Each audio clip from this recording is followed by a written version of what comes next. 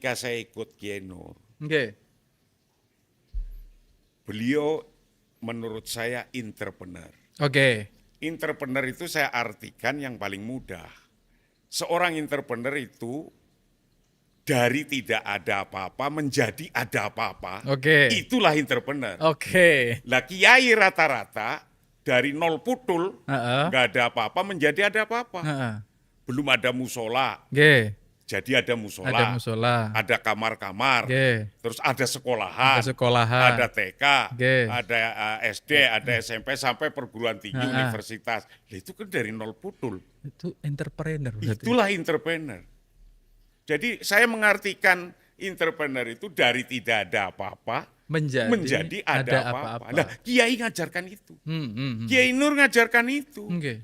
Maka ketika Kiai Nur mengajarkan itu dan dia membangun pondok-pondok pesantren di mana-mana, itu pun saya menirunya.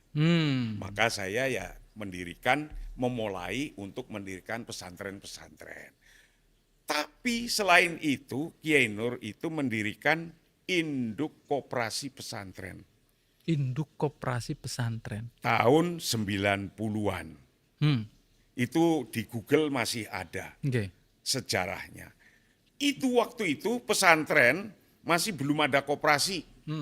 Bagaimana kita keliling ke pesantren untuk bisa ada koperasinya.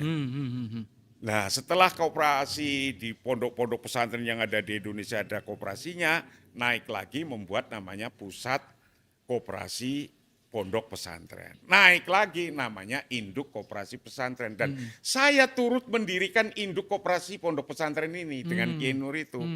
Maka akhirnya sampai hari ini saya dikasih amanah untuk memimpin ketua umum induk koperasi pesantren. Inkopon itu. Inkopontren yang alhamdulillah itulah untuk belajar para santri berekonomi.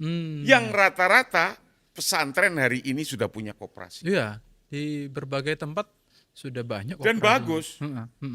Iya. Pernah waktu saya jadi ketua dengan Kiai Said, itu BCA Syariah meminta untuk channeling distribution fund-nya ke saya. Beliau minta 5, koperasi saya kasih 20.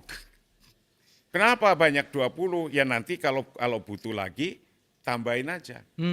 Lah, maka sampai sekarang koperasi pesantren yang channeling untuk ekonomi mikro pun masih banyak yang jalan.